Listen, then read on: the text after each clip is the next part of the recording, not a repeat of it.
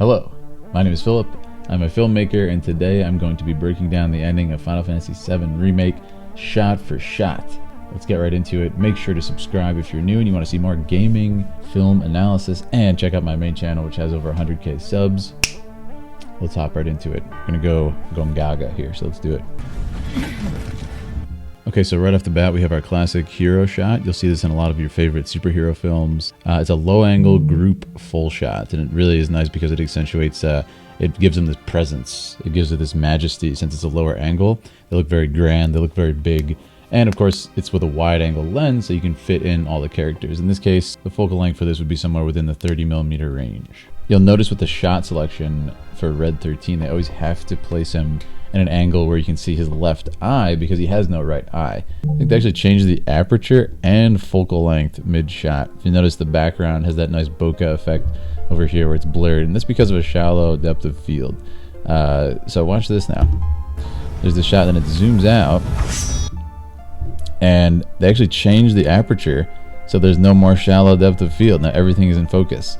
Very interesting, and they've actually switched to a wide-angle lens. You'll notice on pretty much, there's a big pattern here on all the Sephiroth shots where he is wielding the Masamune, is you'll see they switch to quite a wide angle. That's sometimes I would say even like possibly 15mm to include the length of the sword, and it gives this really crazy, awesome distorted effect, which works for Sephiroth, of course, because of his character. But yeah, this is a great shot. So the moral of the story here is this is stuff that it's incredibly difficult to do in real film. Some of it is impossible with real shot. That's sort of the advantage of computer generated graphics. In this case, completely computer generated environments, graphics, sets, lighting, everything. You have just so many options to play with, and you're gonna see that in the rest of these shots. And now this next section I really like because they've just showcased the heroes in the heroic poses. We kind of showcase what they're wielding, the weapons they're wielding, and then there's a really cool we call it a oneer coming up that you're really going to showcase all these weapons and skills. Starting right now, I believe. So Sephiroth goes up into the air here and actually fires the whispers at you, weaponized whispers, which is very interesting for those of you who are into the theory crafting. Make sure to check out my theory video if you didn't, about what's happening here. But anyway, he's firing the whispers as a weapon, and this is going to lead us to our big one shot. This shot right here, from right here on, is one shot, and it's this incredibly heroic shot that you really won't even see even in the most blockbuster films, and of course it's only possible with this sort of game engine. But let's just watch it through and check it out. It's going to circle around without cutting, and a cut would just be when the camera stops, you know, as far as a real camera would be concerned. But they have this option to do, and I love that Nomura opted to use this. When you could have easily just cut and shown these different shots, it brings this just kinetic energy to it. And check this out. It circles around Aerith. She dispels the whispers, and boom, we have Red, that nice close-up, beautiful focus. Tifa again. It's really incredibly done. It ends after, yeah, right after that. So it's cool. You usually won't catch these things unless you're paying attention, but the amount of work that went into it is... So again, this focal length switching mid-shot is really crazy. But I mean, to pull off a shot like this, again, it would be called a oneer in film terms, would be incredibly difficult. It would take probably months of planning. The focal length, but also the frame rate. And a lot of you are probably saying, frame rate, you're thinking in gaming terms. Frame rate, well, it's all 30, it's all 60 FPS. But no, what I mean is, if this was a real film, it would have been shot at a higher frame rate. So it would have been shot around, for this I would say 120 to 240 frames per second. And what that allows you to do is it allows you to reformat that frame rate to 24 frames per second, which is actually the standard film rate that you see in all films. And what happens is you get more frames out of it. All you gamers who love your 60 FPS, 24 FPS is what you get, or 23.98 is what you get for films. Yeah, it's so awesome to see this style, which again, Nomura has essentially created. He's been imitated time after time after time. He created this in Advent Children. Again, the fact that they can change focal lengths and aperture in, like, look at this. So we have crazy wide angle, right? And then it follows the sword as he draws it back into his guard position here. And then it just right into his face. And again, I want you to notice the depth of field is actually not shallow here, but then when it zooms into his face, it is. It's very cool. Actually, this could be as much as like a 2.8 aperture, but it's hard to tell. Like when I do my storyboards for certain action scenes, like it's so difficult to bring the storyboards to life, no matter how perfectly you can envision something, right? You're dealing with humans, you're dealing with real movement and dangers on set and everything. It's just so, and you know, another human operating camera, it's so difficult to achieve what you envision. And this is the sort of power you have with an engine, a gaming engine. You can do whatever you want, right? So again, like look at this. You can see the storyboards. Boom, right there. All right, it's a perfect shot. Focused on his eye as he swipes. Boom, there's another storyboard right there. Oh, there it is. There's the Tifa money shot, you know. There's just money shot after money shot. That would be so expensive. There's such an energy to this, and you have the lyrics of One Winged Angel playing.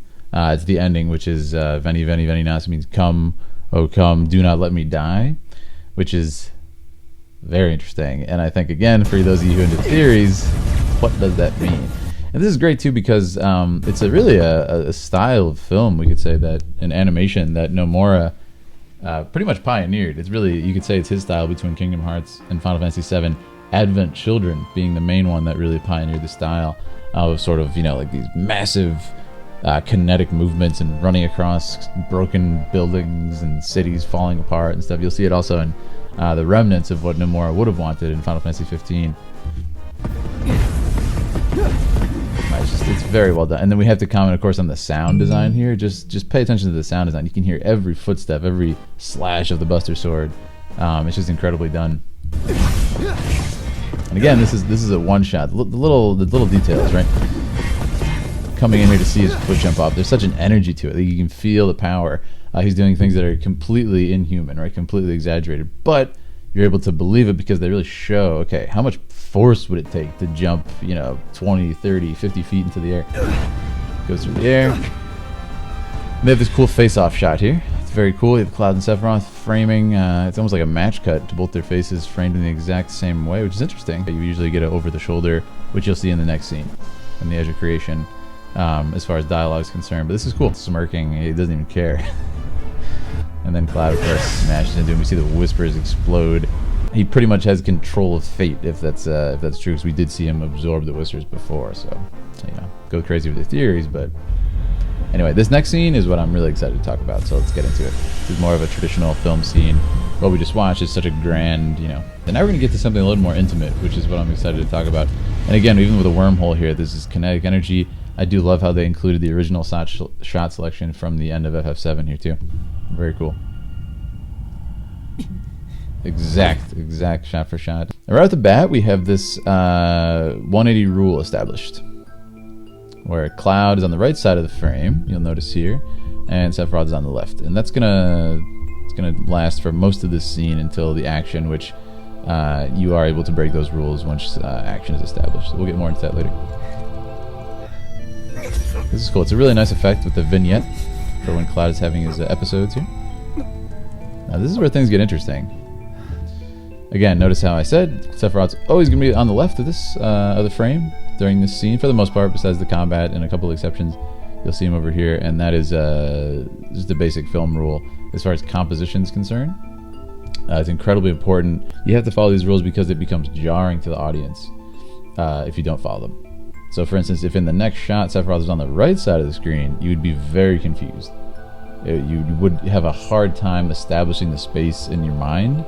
So it sounds quite detailed. It sounds quite complicated. But the reason these rules go unnoticed in a lot of films, a lot of movies and shows that you watch, are because it's invisible. It is invisible because your brain isn't having to work to figure out what's going on. Space is established. He's on the left. He's on the right. And this is an interesting scene for me too, because and we'll get into the lensing in a second, that this is one of the only times, I think possibly the only time ever, that Cloud and Sephiroth have spoken in just a sort of intimate way. Of course, this is post Nibelheim Sephiroth, right? In whatever case, it could be Advent Children Sephiroth, it could be just normal Sephiroth as far as the theories are concerned, but it's kind of cool to see, so I'm glad they included this. Careful now. That which lies ahead. Now, this song, too, you can hear the cry of the planet. It's a great song title because it's like this whine, this drone. It reminds me of a whale, you know? Like it's just this like huge sound, which I think is what Nobu was going with. That's why he's a genius. This huge, slow sound, you know, like this massive creature, which the planet is in this game. It's alive, you know. It has the ability to create weapons to defend itself and create the Whisperers, which are just another weapon to defend itself. You know, I love it. Let's actually play the original. There you go. There's the original. It's this like huge, but I love it because it sounds like it's in pain. You know, it sounds like it's in agony. The planet, it's so good. I can't wait to hear this, you know, true version of the game. I mean, the fact that they turned this song into a combat, you know, high energy theme is so smart on Hamazu's part. But anyway, it's good because, you know, what does it say? It's like we've said that Sephiroth does not hear the cries of the planet. They roll off his back like rain. Doesn't even feel it. Doesn't even care about the dreams, the joys, the memories of these people. So it's so awesome. They included that in the scene after we've just heard that from Aerith. They're like, he's wrong. He doesn't hear the cries of the planet, but we do. You know, it's so well done. Does not yet exist. So many good shots here. Again, there's a lot of. They've done a great shot of a mix of shallow depth of field, which is what this shot is, right? It would be this blurred effect, you would call it, or a bokeh effect in the background. So that would mean it has a higher aperture to achieve this. But like I said, because we're in this incredible set you want to show off, there's a great mix of both wide shots and close-ups. Which again, I mean, coverage in film is something that you would have to plan very carefully. And then guess what? If you don't get your coverage, as we call it, on set in film, you're screwed, because now it's over and the actors are gone and the set's broken down or whatever, and you know, there's no more chance. So in this, I love it because they have so many options. They can do whatever the heck they want. They can go back and change the shot 50 times. But most games, you'll notice, get quite lazy with their shot selection and their coverage. Incredibly lazy, in fact. It'll just be over the shoulder the entire time. I mean, you have Skyrim being the bottom of the barrel where there's not even any cutscene. Mass Effect and BioWare stuff is great, fantastic, but they tend to get very lazy. It's just over the shoulder, reverse over the shoulder of each character, like we're going to see in this scene. But look at the variety that's in this, and this is why I've always loved Final Fantasy as someone who has studied the arts is is a working professional, is that they are so creative about it. It's not lazy at all. Does this shot remind you of anything? This is an incredibly similar shot. In fact, it's the exact same framing, almost, of the Kadaj shot from Advent Children. He's not threatening Cloud at all in this entire scene. In fact, if we hop back just a little bit, Sephiroth is the one who relieves Cloud of his pain right here. He's very caring to him. He's very kind. He's very caring. He stops his pain. And he says, be careful now. You're pushing it a little too far for someone such as yourself. You know, you're not on my level. You might lose your mind. This is the edge of creation. Like, this doesn't even exist yet. Careful now. That which lies ahead. Which is great, too, because what they're doing is, this does not exist yet. This is the final battle from Final Fantasy VII, where you're going to face Sephiroth. You know, in the original game, it was sort of the in-Cloud Psyche battle. And in this, we have Sephiroth saying, like, they're going to show this early, and then at the end of the game, you're going to figure out what the 7 seconds are. You're going to come back and do this fight, but it's not going to be a one-sided fight. Cloud is going to be powerful enough to face Sephiroth and know what the 7 seconds means, and make a decision based on it. So I love it. It's just such a great setup for this final confrontation, which will be in the final game of the compilation of the compilation of VII Remake at this point. Our world will be. Again, remember what I said, right? Incredibly wide angle to showcase the Masamune's size, and it's just such great composition. Look at this. He's right on the. If you don't know about the rule of thirds, it's what we use as composition in all film, painting, and everything like that. And notice he's right on that leftmost bottom third, his head, his eyes, Sephiroth. Then we have this gorgeous sweeping upward line of the Masamune coming up with the galaxy behind him. This is a great shot. Something that appears on screen for less than 1 second. Probably less than half a second. And they took the time to make the composition perfect. That's the care I'm talking about. So again, even in this, you'll see establishing space. Cloud's hand is on the left, where we would kind of feel Sephiroth's presence, and Cloud's face is on the right. Great. Nice full shot here. And you can see, of course, showing off the set. It's beautiful. Really nice lighting in this scene. You can actually see the red reflecting on Sephiroth here. It's awesome. Our world will become a part of it one day. So this is one of the exceptions I mentioned. Now you can change the 180 rule when you switch like that. You switch to a shot where he was in the middle, and then it's no longer jarring, right? So if we go back to the last shot, Sephiroth's in the middle, and there's no cloud to be seen, and then we're able to show that side. So it's pretty cool. And again, notice I mentioned the wide angle before when he has the sword. There's another one there, and it gives this really cool kind of distorted effect, but it's also showcasing just how ridiculously huge the sword is. Beautiful shot, beautiful shot. Again, we just heard the lyrics to One Winged Angel. I will not end, nor will I have you end. The lyric says, do not let me die. And One Winged Angel, very interesting. And again, for the theory side of things, get you thinking. So it's great. It's great. And I love the close-ups really giving us time with Sephiroth. I feel like we never really have time with him. It's always an epic battle. It's always this crazy thing. Even in Advent Children, he shows up. The battle music's already playing. They speak for, I think, around 30 seconds to a minute, and then the fight starts. And then, there's the mid-combat dialogue. He says one line afterwards. Like it's rare that we just sit down and talk with Sephiroth. It's such a cool scene. Very clever to include it like this. Cloud's back on the right side of the screen, as you can see. And we're back to our previously established composition. So it's funny, a lot of people, this is completely invisible to you. But like I said, when it's well done, you won't have to think about it. And this is the mark of good filmmaking. It's the mark of good storyboarding. Of creation. I love how they make Sephiroth talk. A lot of people would have a problem with this, but for me, I love that he's someone who's like kind of separate from humanity. He is ascended. He's ascended to almost godhood at this point, depending on which Sephiroth it is, right? And I love the fact that he speaks very lofty. His way of speaking is very slow. It's very complete. Everything he says, it's very calm. Like he's kind of ascended, as we know, Cloud freedom from mortality.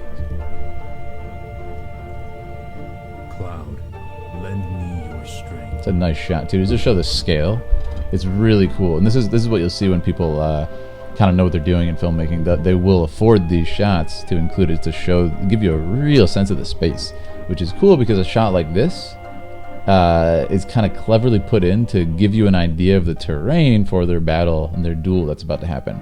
As you saw before, it was pretty much just close-ups from low angles. And you didn't really see the terrain, so this is a great way to include it. It's beautiful too. Let us defy destiny together. And notice in this movement to kind of establish, he's like revealing Sephiroth with his hand rising into the frame. Again, Cloud's moving towards the right, and he the left. It's a cool parallel here. You close up on Sephiroth's hand, open. Cloud considers it, and then he closes him off. He closes his fist. It's very nicely done. I love this too because it's almost like they have a human connection right here. Let me go back one shot. They have this human connection here. He's outstretching his hand to Cloud's, right? And there's this human connection. So you have Sephiroth's hand on this side of the screen, and then you have Cloud here. Now watch what they do. It's kind of a cool trick. Now in this next shot, Cloud says no, and then it's the sword that represents Cloud's presence on that side of the frame. Which is a really nice way to do it. It could have just been his shoulder again. Hence, like we said, this is the over-the-shoulder format, reverse over-the-shoulder format that you'll see in most dialogues and most movies and stuff. It's pretty standard at this point, just to establish the space. I like to try and go a little bit crazy with storyboard and come up with some creative tricks, but most people will go for the standard here. So I love that they included that. Then there's this great shot. Again, the smirk. Now, it's so nice. You can see the reflection of the light off the blade. Like, everything's considered in this game. The fact that there was a lighting team, for example, just says it all, right? Now, this is such a cool thing. Again, it's from the original game. But I love the fact that we have this shot flying towards them. This is really cool. There's a lot of match cuts here. But again, because we've already established that he's on the right, he's on the left in the space, it's almost like a fighting game, right? It's very easy to follow. And thus it makes this battle very easy to understand. It's incredibly shot. And right off the bat, we have this incredible choreography. The main thing to note here is that for most of it, a good amount of it at least, they're really emphasizing that Sephiroth is not having to try. Like, there's no effort being put in. He's barely raising his sword. Like, he's not even looking at this part, and it's just it shows the power difference It's so cleverly done, even in this fast-moving, crazy fight. Cloud fighting to kill as hard as he possibly can. He comes up short, not even close to touching him. It's like, oh, I got him. Really cool thing, seriously. They actually have Sephiroth look the wrong way right here, which is cool. And then it almost like is insinuating that, oh, Cloud has an opening. And they cut to this. I got him. There's that slow-mo. He's open. I've got him. And then just denied, which is kind of cool. And even Cloud switched sides there.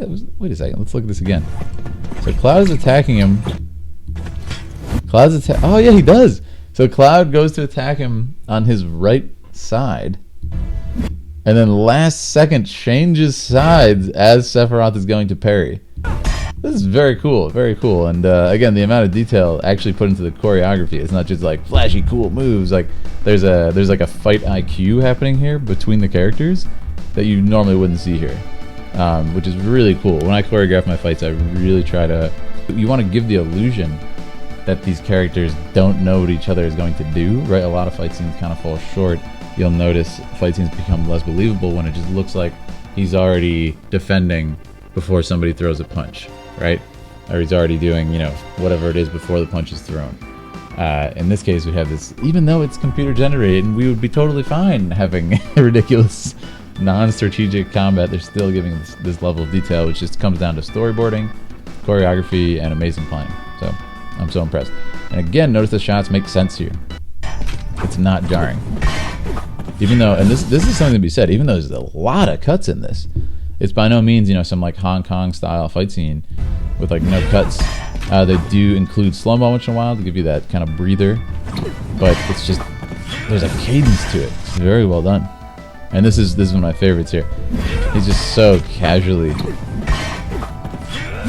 parries this strike. The sparks flying in his face, not even concerned about it. He's just, yeah, nice try there, kid. He's barely even trying. Right here, he's resting the sword on his shot. Look at this. He's just chilling, man.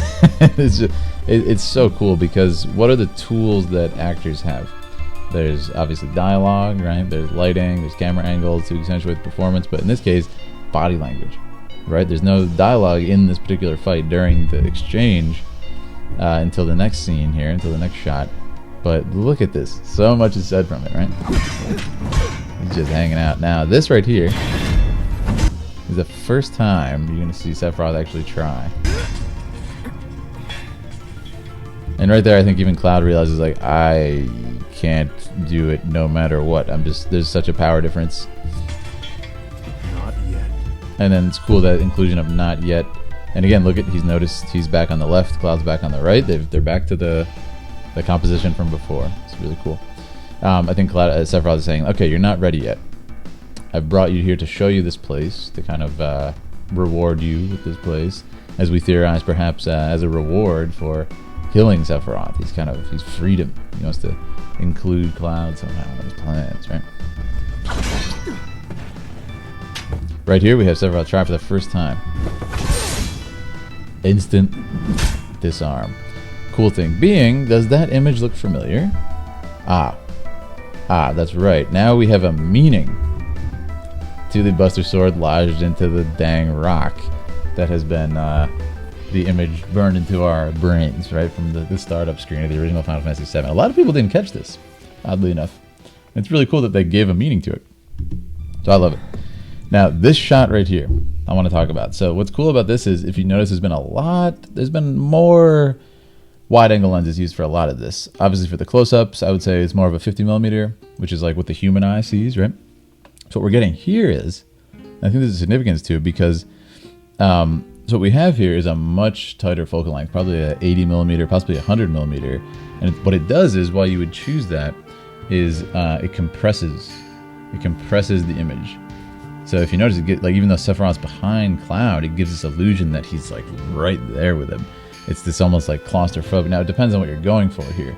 It depends on what they're trying to express. Now, if I was on set and I was the DP, director of photography, and I was tasked with choosing this, lensing the shot, if I was to select that particular lens, it would be because I'm trying to show some sort of intimacy between the characters, even if it is like a claustrophobic intimacy, right? Because it doesn't look like Cloud is very excited. It shows this is the first intimate conversation we've ever had between these two. It's clear that he's not trying to kill Cloud, is my point, right?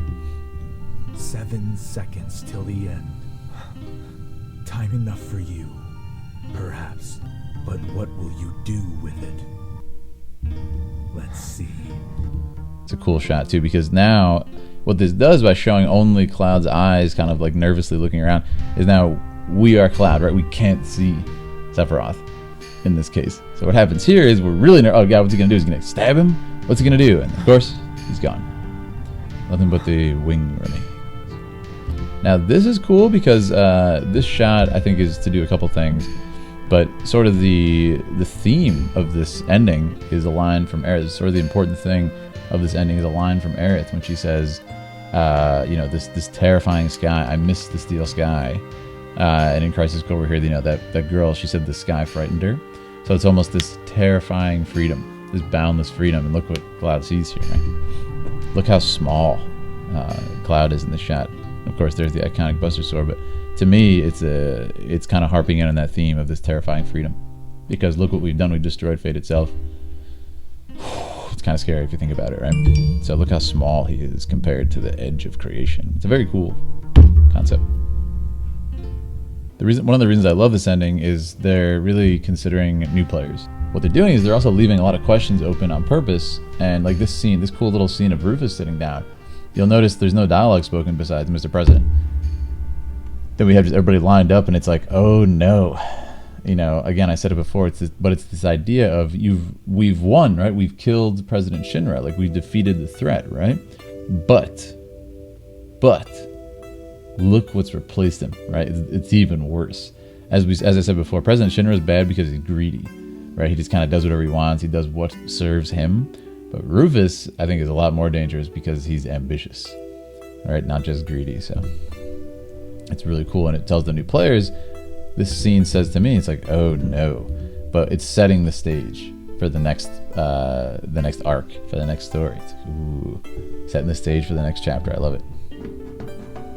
This is great too. This is a great scene to include. Scientist in a you know, bamboozled state here, and we have Hojo, and then you would think that seeing this again, that Hojo is probably really upset, shocked, and angry, right? But what I like about this is they show him from behind first. You should remember that line. Like even there, it's like, oh god, he's gonna be so mad. They took his prized specimen. Sephiroth took him, right? But it's like, oh no. So it makes you very worried and concerned. It's like, oh no, this is all according to plan. Oh no. And we've heard that Tojo loves seeing his toys broken, right? It's not a good sign. Again, it's cool because it's setting up these questions for the players to say, oh, okay, more to come. Of course, the scene with Zag is really cool. They do this on purpose right here to kind of play with people's emotions, because the shot of them panning like this, and of course the notorious stamp shot. So there's been so many different like theories about this. It could mean many things, but that's for the theory video, so go watch that if you want to talk about it. This is interesting, of course, because we thought was that all of them? Mr. Gongaga here would have been defeated. You hear the main theme coming in, very nice. I love that they made Zack here like so earnest and such kind of like a dork, you know. Hey, did you see that, man? It's pretty cool, right? They just killed like 500 people, man. The whispers get eradicated after he defeats all the soldiers, which is just, it's interesting. So there's a lot of theories going around here. What could that mean? Because you would think they'd be gone before he defeats the guys, right? This shot here actually echoes what we saw with Cloud, which is pretty cool. You're going to see right here this same shot. So they're like small, human, under the terrifying freedom of the sky. So pretty cool, right? Now this is cool here too, and a lot of people didn't catch this, is that this is the shot that comes right directly after the Mr. Gongaga segment, which tells me it could mean a lot of different things. Namely that this could also be some strange what-if scenario. Jessie's equipment there, which means they at least recovered her body, which is nice to pay respects. And we see Bigamous Rex, which, if you didn't know, that's actually a replica body of Bigamous Rex that his spirit was placed into and his nobody was placed into. So that's not actually him. Then we have Marlene, who actually is Genova, confirmed. I'm just kidding. One of the great questions of this game is, what was it that Marlene got from Aerith, right? And then Aerith also said sort of follow the flower petals, didn't she? And then here we have Marlene kind of communicating through the flower petals. It's very cool. Kind of like hearing her father. Marlene! They're both able to communicate almost. It's cool. I'll come back. Love it. As you're over the shoulder, reverse. And then... As long as he's still out there. Such a cool shot of the feather. Now, the interesting thing is this purple color. And if you remember at the end of Final Fantasy VII Original, when Sephiroth achieves his safer Sephiroth form, he actually has his one wing, his true one wing, is purple. All right, so this is a very cool effect to include. It has that purple Sephiroth. glow to it. Very smart. As long as he's still out there. Performances are great in this. Now, what's cool here is right at this point we have this, right when he says, okay, Sephiroth is not defeated as long as he's out there. I can't stop. And right here we get this sort of urgency with the strings, gearing up for the next journey. So, we're gonna hunt down Sephiroth. I thought you beat him. Did not beat him. So you know what that means. We can. We can do it. We will. Yeah, it's great. Count me in. And again, we have the main theme sort of drumming up here and kind of rousing us to this new journey as it comes back in. It's very Fellowship of the Ring. If you guys haven't seen the first Lord of the Rings movie, ending has this effect of, we will not abandon Merry and Pippin to torture and death, torment and death. And here we have it. If it's to be a hunt, you could use a nose like mine. Such a good. And remember what I mentioned before, right? He's always going to be more on the left side of the screen, red. You'll notice throughout all of his scenes ever, because he has only the left eye.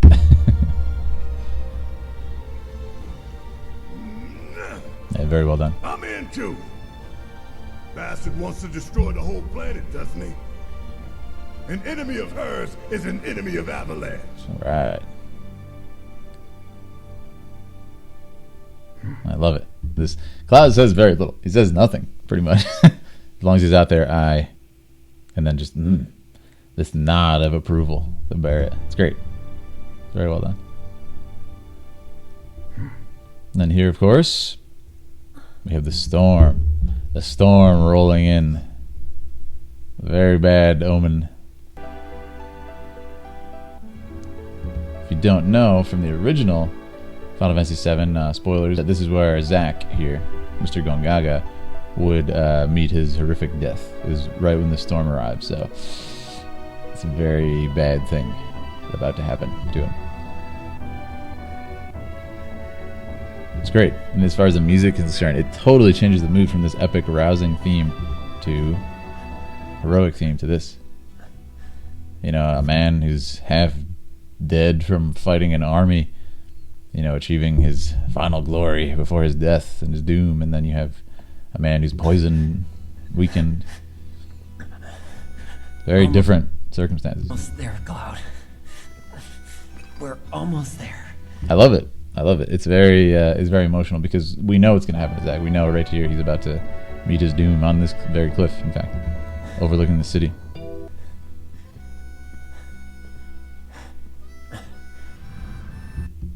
This is great too. So this is what we would call a crosscut, where you would cut to two different sets. It's happening at the same time between two different parties.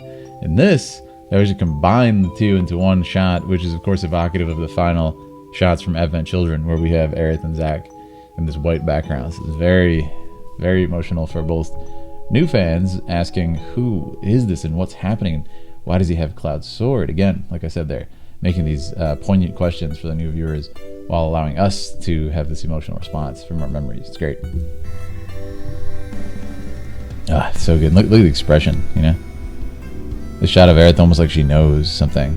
As one leaves, another arrives. As one journey ends, another begins.